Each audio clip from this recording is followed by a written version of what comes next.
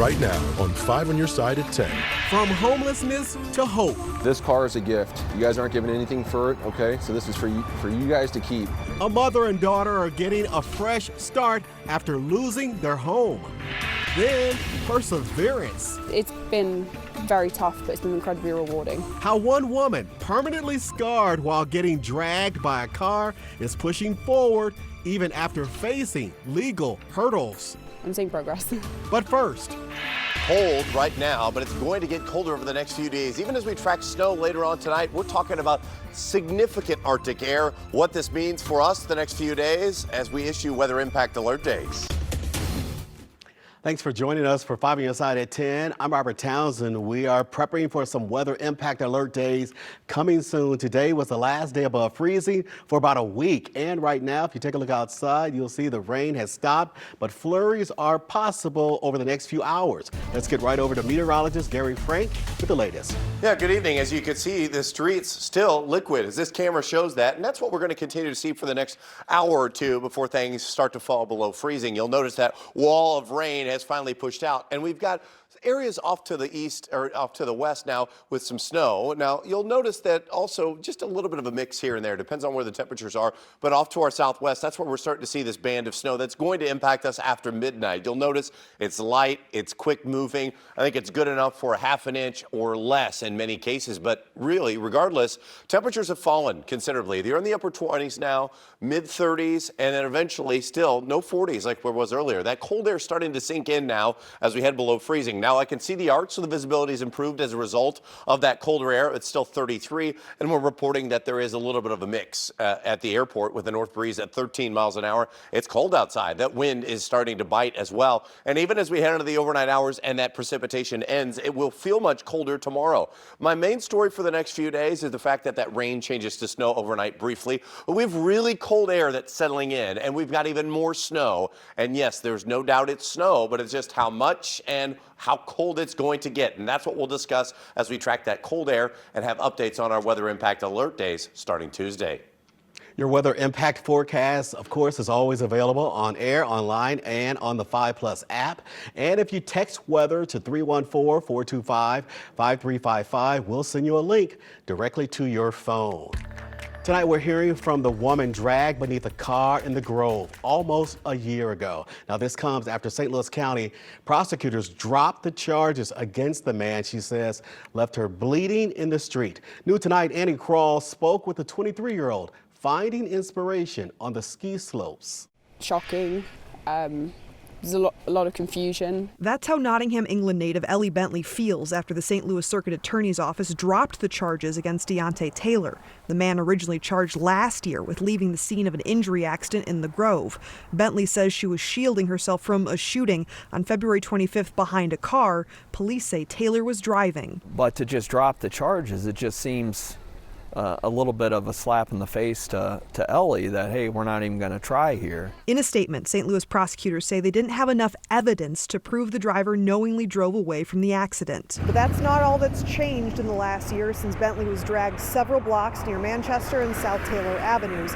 She's also started snowboarding, even with her injuries, to move her body in any way she can. I think after everything that happened to me, I grew up as a ballet dancer, and going back to ballet, it's not the same. Nothing in my life's the same, and I kind of needed a new sport where I didn't have that direct comparison of before and after, and I love a challenge. Bentley broke both her legs and her pelvis, plus she still can't use her right arm, yet she's gone from being in a wheelchair almost full-time to snowboarding regularly at Hidden Valley in just 10 months. I think sometimes, especially in the colder months, like motivating yourself to do the physiotherapy exercises and all of that at home, you know, you can lose motivation a little bit, and I figured it made me make time in my day to reconnect with myself, reconnect with my body, and just get back to as healthy as I can be, yeah. To see where she is now, to see her out here snowboarding a year later, I think is an incredible story of perseverance. It's a challenge, and I think one thing that I have gained from all of this is, learning to break things up and have small goals for myself. Annie Krall, 5 on your side. Again, St. Louis prosecutors handled that case. Bentley tells us she's got another extensive surgery scheduled for spring on both her legs and arm to give it more structure. Now, there is a GoFundMe to help her with her continued medical bills on our website in the As Seen on TV section of KSDK.com. Right now, Missouri State Highway Patrol is investigating a deadly crash in Jefferson County. This happened around 6 this evening on eastbound Highway 30. That's in High Ridge. That's where a driver hit and killed a pedestrian. The driver stayed at the scene. Tonight, a man is in jail accused of shooting and killing a 17-year-old boy just days before Christmas. The shooting happened on December 23rd on Minnesota Avenue in South St. Louis. That's where police tell us they found Romel White suffering from a gunshot wound to his chest. He died at the hospital. That was 54 days ago. Around 1:30 this afternoon, police arrested 20-year-old Marcus Allen. He's charged with first-degree murder and armed criminal action. The Peace Economy Project and the St. Louis Office of Violence Prevention held a vigil today for victims of gun violence. Now, community leaders and survivors shared their stories and pushed for action. Advocates for gun violence prevention wrote letters to local lawmakers urging them to pass stronger gun safety legislation. Some state lawmakers are trying to pass legislation that would make it harder for police to enforce federal gun laws. It's called the Second Amendment Preservation Act.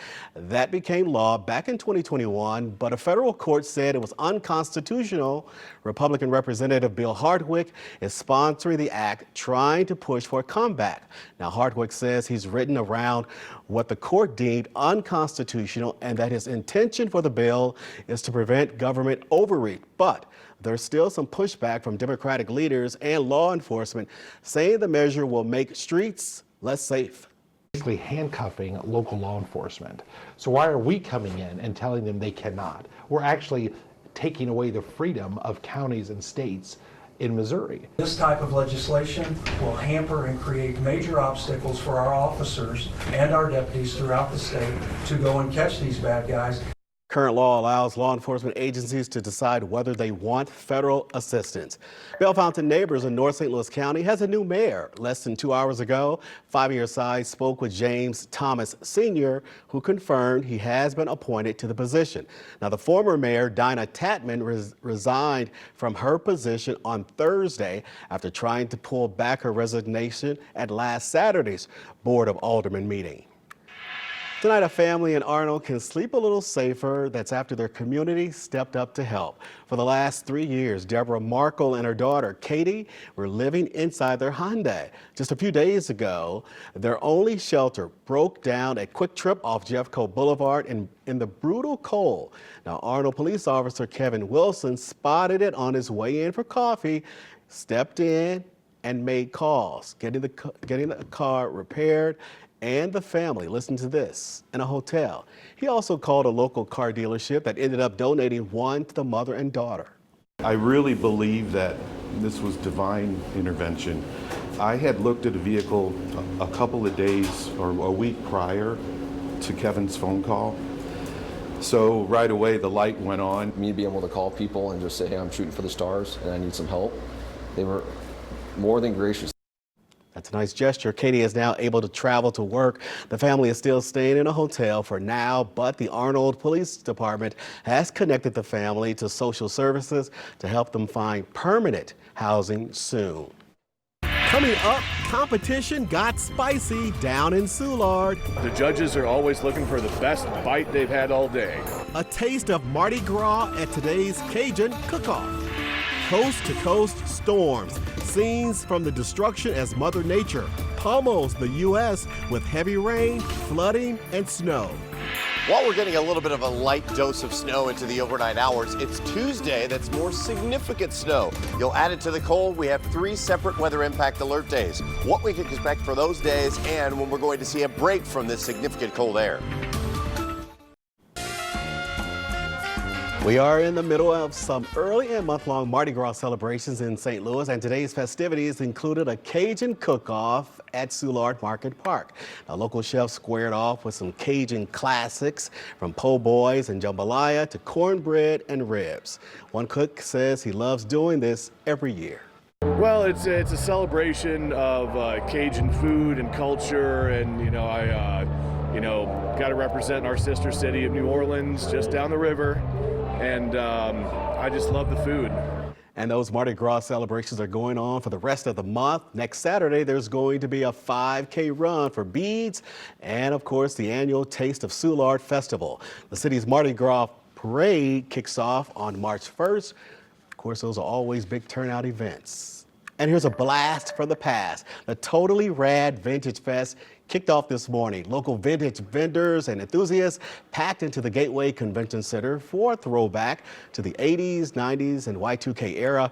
There was lots of shopping, free-to-play arcade games, a rewind museum, and even some nostalgic photo ops for attendees. It continues tomorrow at 10 a.m.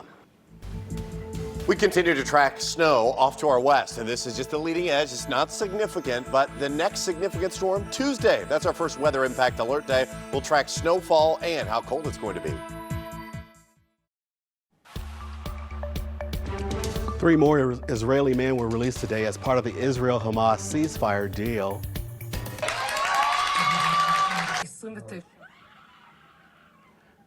3 more Israeli men were released today as part of the Israel-Hamas ceasefire deal. One of them, an American, who reunited with his family after spending nearly 500 days in captivity. Now, those 3 were exchanged for almost 400 Palestinian prisoners and detainees. This comes after Hamas agreed to restart releases after threats from U.S. and Israeli officials. President Trump said the U.S. would support whatever decision Israel makes regarding today's ceasefire deadline to release all hostages. Officials say Hamas still holds, though, about 73 other hostages. About half are believed to be dead.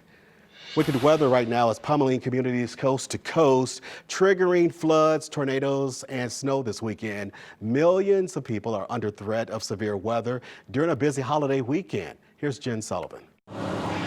Roadways and homes saturated in mud in parts of Southern California after heavy rains triggered flooding, causing dangerous mudslides near areas scarred by January's deadly wildfires. We put the mud fence up. We tried to be prepared. Jill Forder and her husband were forced to evacuate Thursday due to the threat of mudslides. And when they returned, this is what they found. This is just coming up from underneath the house.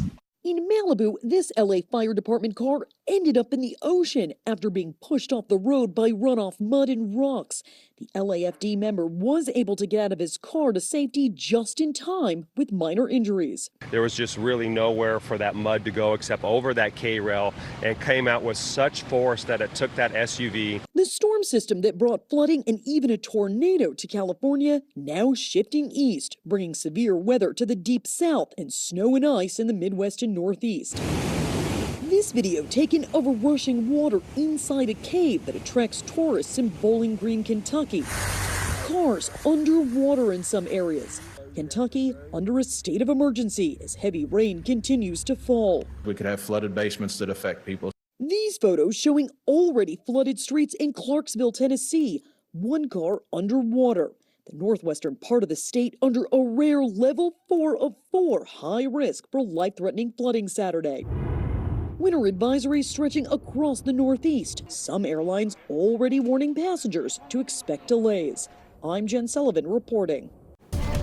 And here in our area, get ready for the return of snow. Meteorologist Gary Frank has the timeline. Hey, Gary. Yeah, good evening. As we continue to look outside, we're in pretty good shape here for the most part. Still liquid on the roads, and I think that's going to be the case for the most part. We are going to see a transition to snow tonight, but this is not the snowstorm. But I do want to talk about what's in store for us here, because I think you're going to wake up and see a little bit of snow. You'll see as that switches radar as we go back and forth. That switches to the Springfield radar. But you can see that's the band of snow that I think is going to settle in. I'll let this loop just a little bit. You can see that's what we're dealing with into the overnight hours. I think it's a better opportunity south, but I want to point out where the cold air is settling in. We're down to freezing in St. Louis, mid-20s otherwise, those teens behind it. That's what's filtering in for us tomorrow. And over the next few hours, I do think that we'll see a light to moderate band of snow in some cases, with temperatures still around freezing. Once we get past 3 a.m., this is gone and the cold air continues to settle in. So over the next few hours, we'll see that around. But like I said, after 3 or 4 o'clock in the morning, things have settled. In terms of snowfall totals, I think a dusting at best. There are some cases to the south up to a half an inch.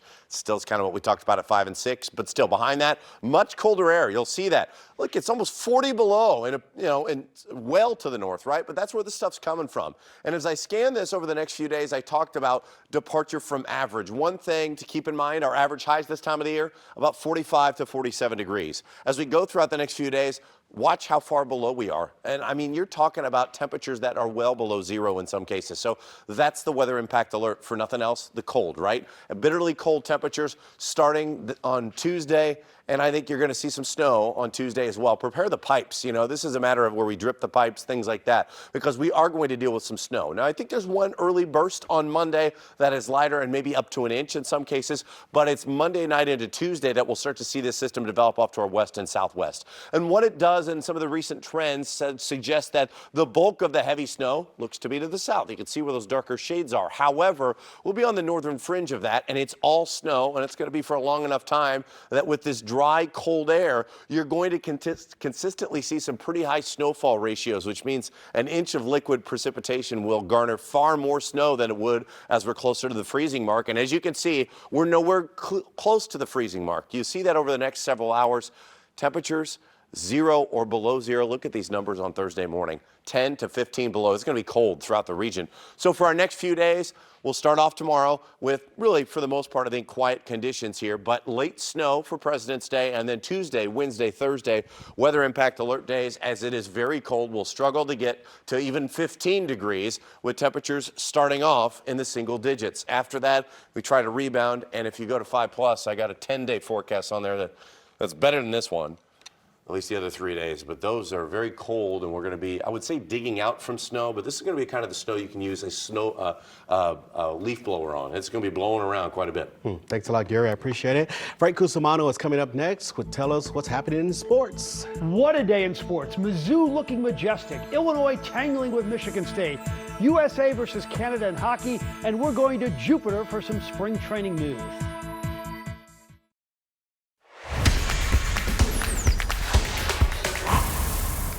It really can't get any better. The Tkachuk brothers representing the United States against Canada in the Four Nations face-off.